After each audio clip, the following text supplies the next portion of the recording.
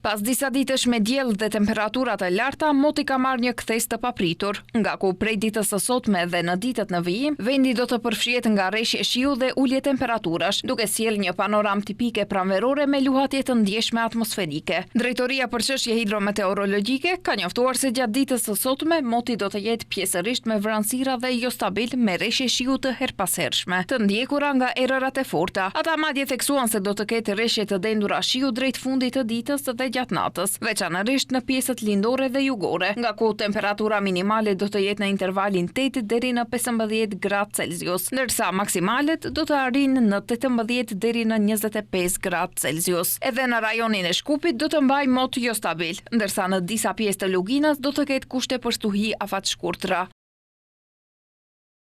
Në rajonin e Shkupit do të mbaj mot me vranësira të ndryshueshme dhe jo stabile, me rreshje shiu të herpashershme, të shoqëruara me bubullima dhe erëra të forta veriore. Në disa pjesë të Luginës do të ketë kushte për stuhi afatshkurta.